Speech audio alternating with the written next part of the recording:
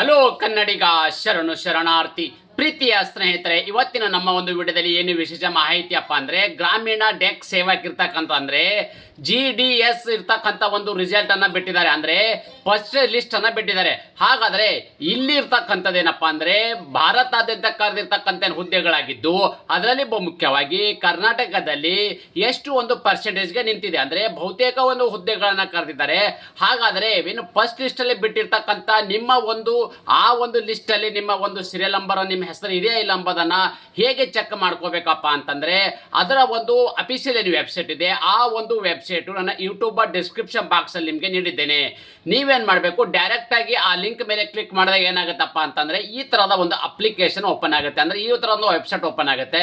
ಈ ತರ ಒಂದು ವೆಬ್ಸೈಟ್ ಓಪನ್ ಆದಾಗ ಏನ್ ಮಾಡಬೇಕು, ನೀವು ಕ್ಲಿಕ್ ಹೇರ್ ಮೇಲೆ ಕ್ಲಿಕ್ ಮಾಡಿದಾಗ ಏನಾಗುತ್ತೆ ಈ ತರದ ಒಂದು ಕೇಳ್ತದೆ. ಓಕೆ, ಇದ್ರ ಮೇಲೆ ಕ್ಯಾಂಡಿಡೇಟ್ ಲಾಗಿನ್ ಮೇಲೆ ಕ್ಲಿಕ್ ಮಾಡಿದಾಗ ಈ ತರದ ಒಂದು ಪ್ರೊಸೆಸ್ ಅನ್ನು ಬರ್ತದೆ. ಆ ಒಂದು ಪ್ರೊಸೆಸ್ ಮೇಲೆ ಮತ್ತೆ ನೀವು ಕ್ಲಿಕ್ ಮಾಡಬೇಕಾಗುತ್ತೆ. ತಾವುಗಳು ಇಲ್ಲಿ ಗಮನಿಸ್ತಾ ಇದ್ದೀರಿ, ಇಲ್ಲಿರ್ತಕ್ಕಂಥದ್ದು ಯೂಸರ್ ನೇಮು ಮತ್ತು ಯೂಸರ್ ಐಡಿ ಮತ್ತು ಪಾಸ್ವರ್ಡ್ ಅನ್ನು ಹೊಡೆದ್ಬಿಟ್ಟು ಡೈರೆಕ್ಟ್ ಆಗಿ ಲಾಗಿನ್ ಆದ್ರೆ ಒಂದು ಇಲ್ಲಿ ನಿಮಗೆ ಫೈನಲ್ ಆಗಿ ಒಂದು ಲಿಸ್ಟ್ ಅನ್ನು ಬರ್ತದೆ.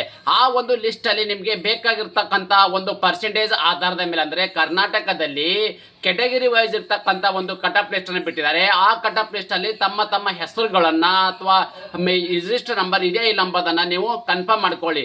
ಬೇಕಾಗಿರ್ತಕ್ಕಂಥ ಮುಂದೆ ಯಾವ ರೀತಿ ಅಂದ್ರೆ ನಿಮ್ಗೆ ಫಸ್ಟ್ ಲಿಸ್ಟ್ ಅಲ್ಲಿ ಯಾರಿಗೆಲ್ಲ ಒಂದು ಹೆಸರುಗಳಿದಾವೆ ಅದು ಮುಂದೆ ಇರ್ತಕ್ಕಂಥದ್ದು ಒಂದು ಸೆಕೆಂಡ್ ಲಿಸ್ಟ್ ಇರ್ತದೆ. ಯಾರೆಲ್ಲ ಒಂದು ಪರ್ಸೆಂಟೇಜ್ ಆಧಾರದ ಮೇಲೆ ಮೆರಿಟ್ ಲಿಸ್ಟ್ ಆಧಾರದ ಮೇಲೆ ಏನು ರಿಸಲ್ಟ್ ಅನ್ನು ಬಿಟ್ಟಿದ್ದಾರೆ, ಎರಡನೇ ಲಿಸ್ಟ್ ಅನ್ನು ಕೂಡ ಬಿಡ್ತಾರೆ. ಓಕೆ, ಸೊ ಇಲ್ಲಿ ಫಸ್ಟ್ ಲಿಸ್ಟ್ ಅಲ್ಲಿ ಯಾರೆಲ್ಲ ಹಾಕಿದ್ದೀರಿ ಅವರಿಗೆ ಬೇಕಾಗಿರ್ತಕ್ಕಂಥ ಯಾವ್ಯಾವ ಒಂದು ಡಾಕ್ಯುಮೆಂಟ್ ಪ್ರಿಪ್ರೇಷನ್ ಮಾಡ್ಕೋಬೇಕಾಗುತ್ತೆ, ಯಾವೆಲ್ಲ ಡಾಕ್ಯುಮೆಂಟ್ ಅನ್ನ ಕೇಳ್ತಾರೆ ನಿಮಗೆ ಮುಂದೆ ಒಂದು ಎಕ್ಸಾಮಿನೇಷನ್ ಇರ್ತಕ್ಕಂಥದ್ದು ಅಂದ್ರೆ ಒಂದು ಡಾಕ್ಯುಮೆಂಟ್ ವೆರಿಫಿಕೇಶನ್ ಯಾವ್ಯಾವ ಒಂದು ದಾಖಲಾತಿಯನ್ನು ಕೇಳ್ತಾರೆ ಅದರ ಬಗ್ಗೆ ಕುಲಂಕುಷವಾಗಿ ನಾನು ಮತ್ತೆ ನಿಮಗೆ ಮುಂದಿನ ವಿಡಿಯೋದಲ್ಲಿ ತಿಳಿಸ್ಕೊಡ್ತಾ ಇದ್ದೀನಿ.